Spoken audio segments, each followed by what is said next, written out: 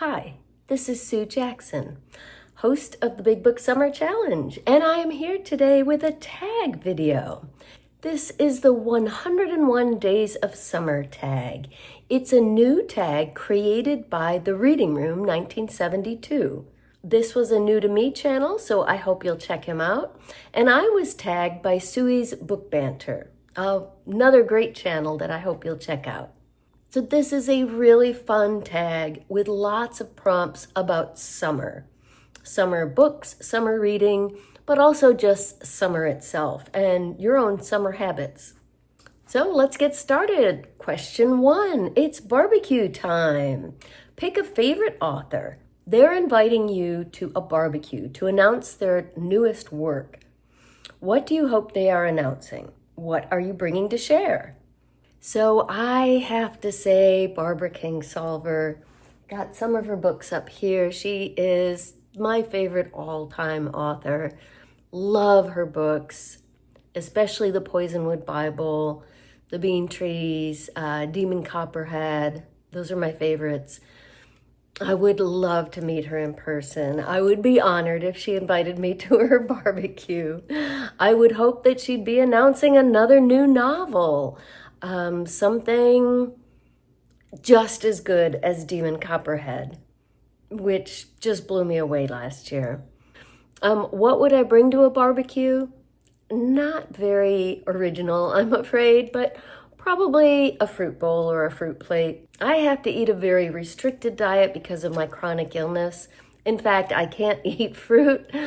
I can't have sugar of any kind, but that is typically what we bring to a potluck because everybody likes fruit, especially in the summer. It's nice and cool and seasonal and usually goes over really well. Question 2, road trip. My favorite part of summer. Pick a real world setting from a recent or not so recent read. Where would that road trip take you? So I took this literally and chose a road trip novel, which I love because in real life, my family and I love road trips. So I happen to have just recently finished The Road to Roswell by Connie Willis, which is a road trip novel of a very unusual sort, where an alien has landed, yes, near Roswell, and kidnaps a young woman named Francie, who's there for her college roommate's kind of weird UFO-themed wedding. Francie gets kidnapped in her bizarre-looking maid of honor dress, and the alien picks up other people along the way. It is a rollicking road trip. I know it all sounds a little silly. This book was fabulous. It's got heart, it's got a lot of humor, it's got suspense. It was really excellent. And the way it ended, it sounds like there might be another one. So anyway, the road trip, they start in New Mexico. They actually drive all around New Mexico. They're not exactly sure what the alien is looking for. And he's not quite sure where to go either. He or it, or I don't know what he is. So all around New Mexico, they end up driving all the way to Las Vegas. So they see a lot of the West. And that sounds like a fabulous road trip to me. One of my favorite road trips that our family has taken, when our kids were little, every single year from like age 2 until they went off to college, we took a family road trip, a 3-week-long road trip from our home on the East Coast out west. We have family in Oklahoma and South Dakota, so those were frequent destinations, but we also saw things along the way and went further, and one of my favorite trips was our trip to New Mexico. So I would love to go back and see more of it.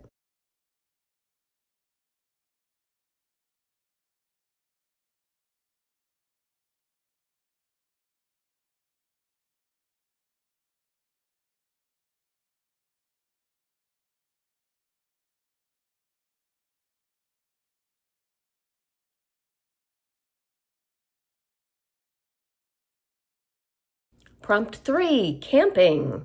Do you rough it, say a tent and a sleeping bag, or do you require amenities? Will you read more than usual? So love, love, love camping. Our road trips were camping road trips. And back in the day, when I was young and healthy, yes, we used to tent camp. My husband and I used to backpack, which is really roughing it because you have to bring everything on your back. Really fabulous memories and experiences. I do miss that. That is something I can't do anymore because of my illness. I can only max hike maybe 1.5 miles. If I'm doing really well and I'm on vacation and I have nothing else I have to do, maybe 2 miles. But yeah, backpacking, and I can't carry anything. So backpacking's out. So 27 years ago, we got our first camper, a pop-up camper. We camped with it for 26 years.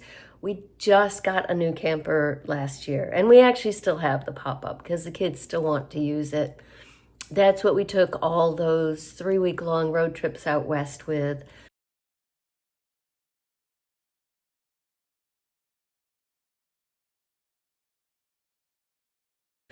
Wonderful, great time. So a pop-up camper is kind of midway between roughing it and amenities. You've got plenty of amenities. Most importantly, you're up off the ground. But the pop-up, it had heat, but not air conditioning, which limited our summertime travel.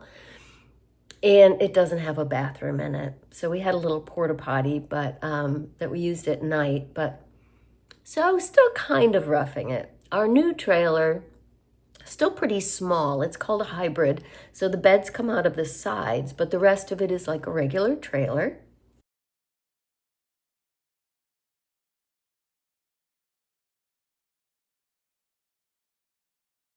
And we just got it a year ago. We are loving it. We love camping, love spending time outdoors.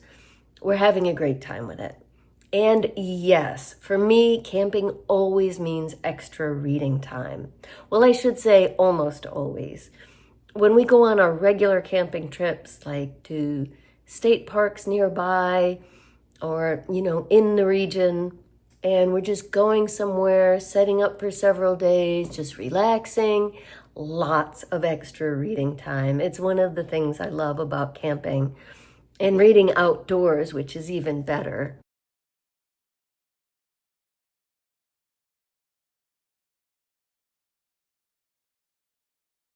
The trip we took in March was a month-long road trip to Texas and back. I think it was like 3,000 miles. We visited with friends and family all along the way. 19 visits with friends and family in 30 days. There was not a lot of reading time on that trip. And actually, when we're in the car a lot, I read less because normally I need an afternoon nap, and normally I read before my nap. I can't do that in the car, so I lose a little reading time on the road trips.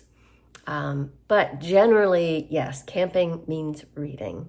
Question 4, festivals. You are attending a Booktube festival where dressing as your favorite literary character is the only requirement. Sounds like fun?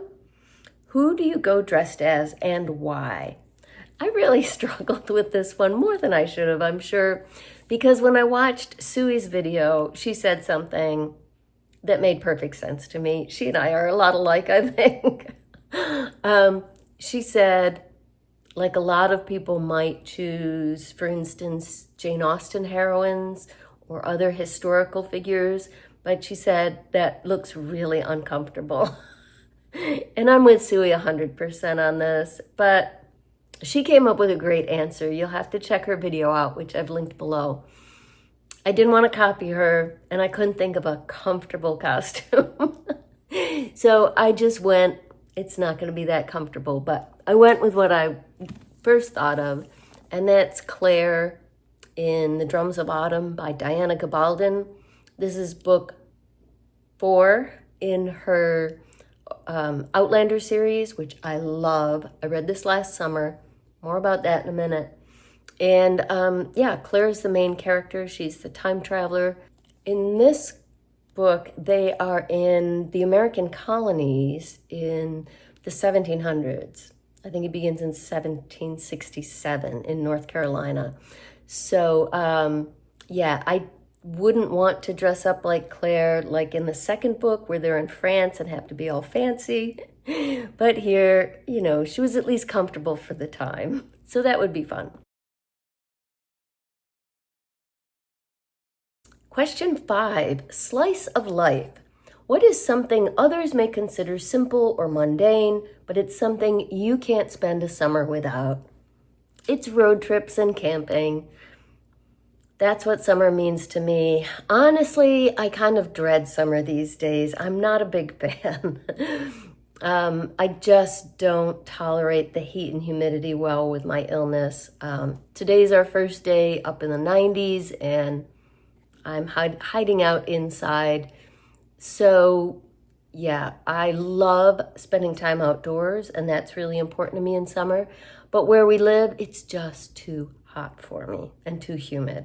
So for me, summer means taking our camper, going somewhere north where it's cooler, and spending time outdoors. Question 6, scary story.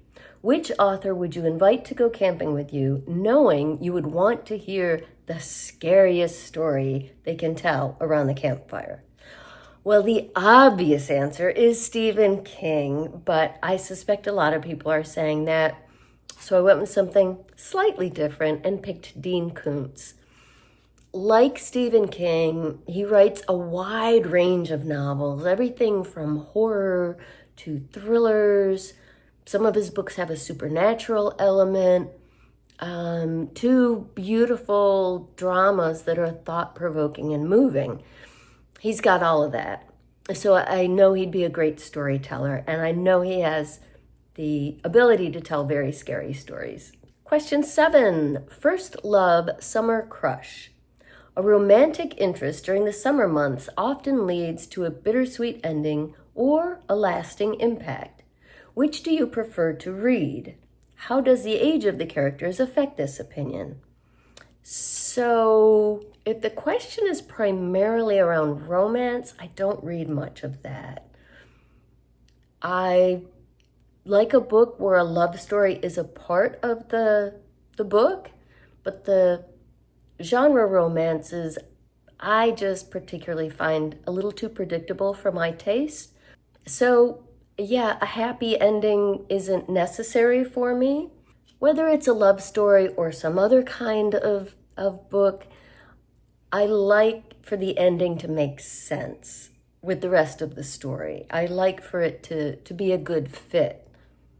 It can be a devastating ending, as in, I'm not going to name anything because I don't want to give any spoilers, but I can think of 2 of my all-time favorite books that have devastating endings, but I loved them because they were the right endings.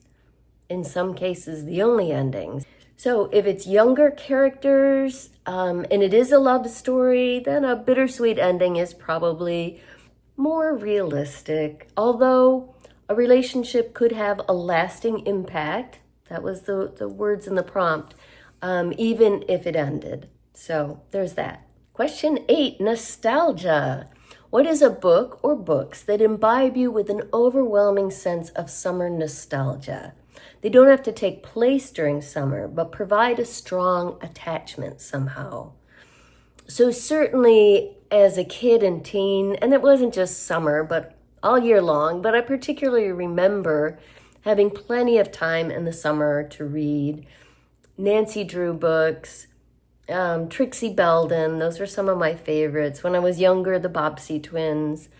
And then later, when I got into my teen years, Stephen King. My family, Stephen King was brand new at the time. And my dad, my mom, and I would each read every new book that King published.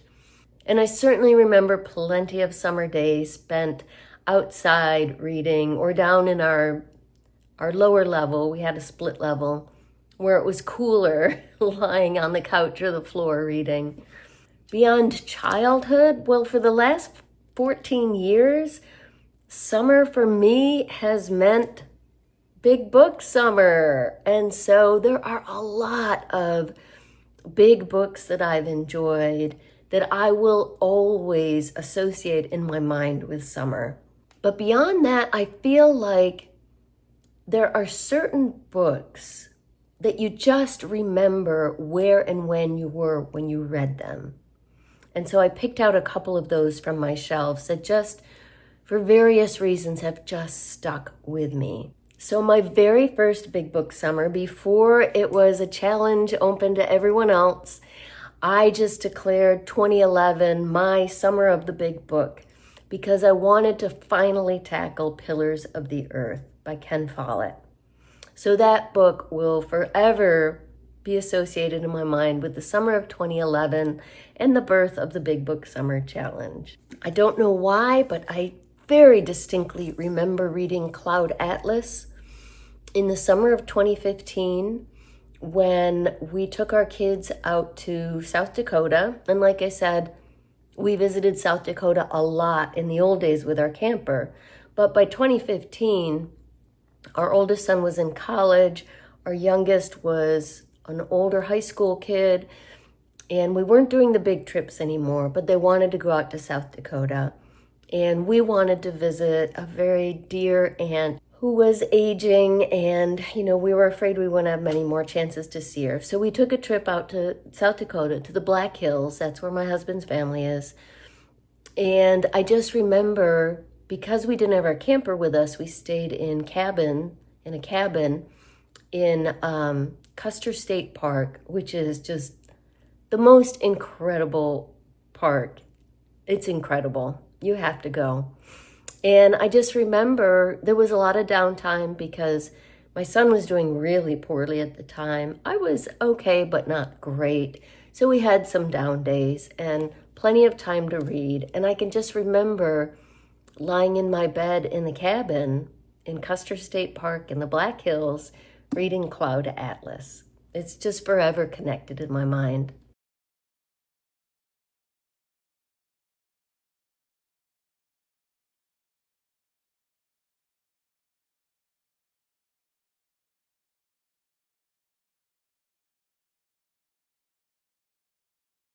This is not a happy connection, but still, I read The Drums of Autumn last year for Big Book Summer, and I had COVID.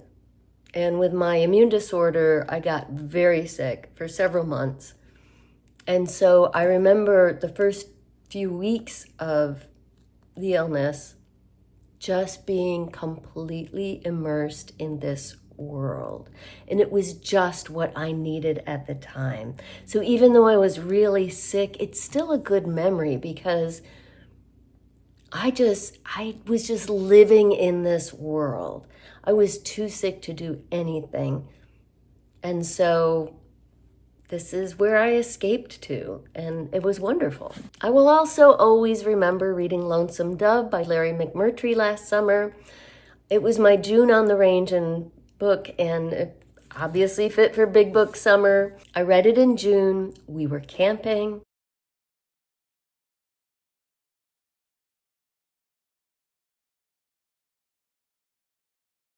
And I just could not put it down. And I remember one morning we were supposed to go out for a hike, but I was just sitting there sobbing. And my husband was like, "Are you almost ready?" I was like, "Just another minute." Definitely remember that very clearly.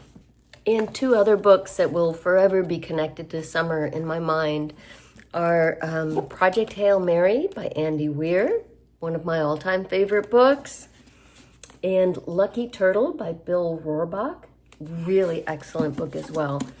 And I read these two on a road trip out to Oklahoma for my father-in-law's funeral. It was the first long road trip we'd taken in almost 10 years because we'd been caring for my father-in-law here. We had brought him to Delaware to live near us 8 years earlier. So I remember that long trip out to Oklahoma. It was really hot out. It was late June and early July. And I remember reading this in the hotel, and my husband had just read it before me. And every time I gasped or laughed out loud, he'd say, "Where are you? What part is it?" It's just so good. So sharing that with my husband. And then Lucky Turtle is such a summery book anyway. You can tell from the cover, it's very much set in nature. Nature's a big theme in it, but it's ultimately a love story about different kinds of love. I absolutely loved this book, really enjoyed it, and I remember reading it on the way back home from that trip. So those are just a few of my summer book memories. Finally, question 9, summer stories. What is a book or books you would recommend where summertime is the primary focus? So I thought of a few. The Summer Guest by Justin Cronin. Summer's right in the title. Yes, this is the Justin Cronin that wrote the Passage trilogy, which is right up there, which are science fiction thrillers, very dark, dystopian, apocalyptic thrillers. The Summer Guest is a totally different kind of novel, but it is wonderful. It is set at a camp in Maine. It's about family relationships and love, and it's just a really great novel. The Grapes of Wrath by John Steinbeck. Not so much the kind of summer where you're enjoying the lake, but the setting during the Dust Bowl, it's hot, it's dry, it's dusty, and they're making this trek across the nation from Oklahoma to California during a hot, difficult summer. So very much associated with summer, and an outstanding book. I read it for Big Book Summer last year, I think. Loved it so much. My husband immediately read it. Just highly recommended. And if you want to read this summer, Book Chat with Pat is doing The Summer of Steinbeck, and this is the book choice for June. And it works for Big Book Summer too.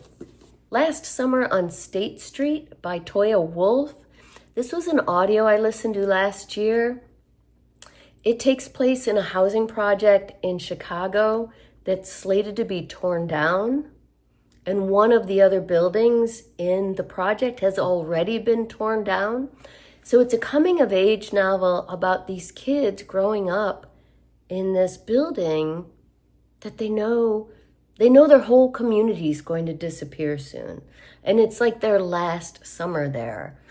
And very much a coming of age story, very moving, difficult at times, but outstanding novel. The Lincoln Highway by Amor Towles.